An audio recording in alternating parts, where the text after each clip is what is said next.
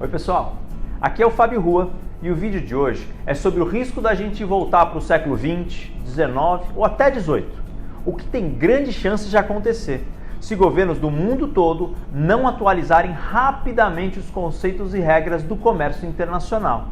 E não, eu não estou falando só daquele tipo de comércio no qual produtos são colocados em contêineres e transportados por navio, trem ou avião. No vídeo de hoje, eu quero falar sobre o comércio internacional digital, aquele que você praticamente não vê, mas que sem ele você também não existe como cidadão ou muito menos como consumidor. Um comércio que usa a tecnologia como o principal habilitador e vem revolucionando a forma como informações, serviços e até produtos viajam cada vez mais rapidamente por meio de fronteiras reais ou principalmente virtuais. Só para vocês terem uma ideia, o comércio digital já cresce 2,5 vezes a mais do que o comércio tradicional.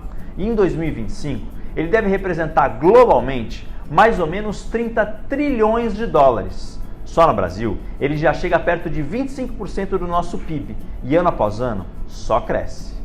Mas, como na vida nem tudo são flores, é importante que vocês saibam que se não modernizarmos as nossas regras internacionais de comércio, todo esse dinamismo e liberdade econômica podem ser prejudicados de verdade. Sabe aquela série que você assiste de qualquer aparelho, aquela música que você escuta por streaming, aquela conta que você paga pelo celular, aquelas ligações gratuitas para qualquer lugar do mundo, ou até aqueles aplicativos que te ajudam a selecionar as passagens de hotéis mais baratos? Pois é, tudo isso pode mudar. E para dar nome aos bois, o governo brasileiro e o de todas as 20 maiores economias do mundo, que devem se reunir em breve no Japão, precisam urgentemente modernizar nossa estrutura de comércio digital e criar uma que avance pelo menos uns 60 anos em relação ao que a gente tem hoje.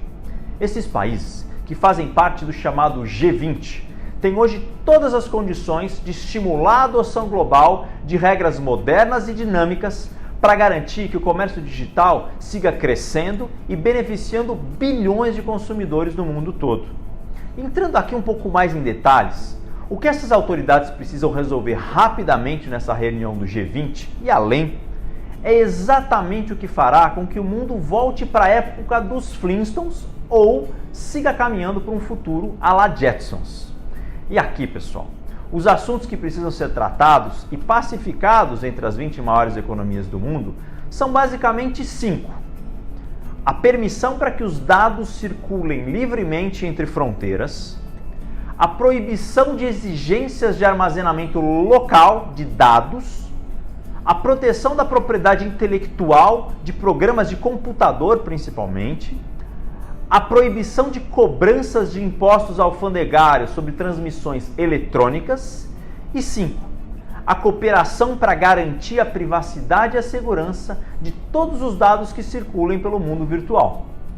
E eu estou aqui falando do fim do protecionismo digital, que parece que não, mas é algo que alguns governos estão sempre sendo tentados a promover.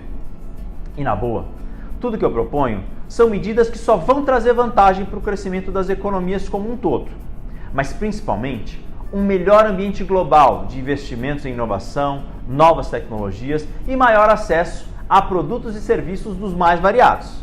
E mais, se os governos levarem a sério esse compromisso, eles vão dar uma contribuição enorme para o aumento do nível de emprego e para a criação de uma força de trabalho cada vez mais preparada para os desafios que a revolução digital já traz para todos aqueles que pretendem seguir se mantendo relevantes e na ativa pelos próximos anos e décadas. Quem está comigo, por favor dá um like nesse vídeo, compartilha, se inscreve no meu canal do YouTube e deixa que o poder das redes sociais se encarregue de levar essa mensagem para as pessoas certas. Nas próximas semanas, eu também vou publicar esse mesmo vídeo em inglês e espanhol para tentar aumentar ainda mais o alcance dessa mensagem. Valeu, pessoal! Tamo junto!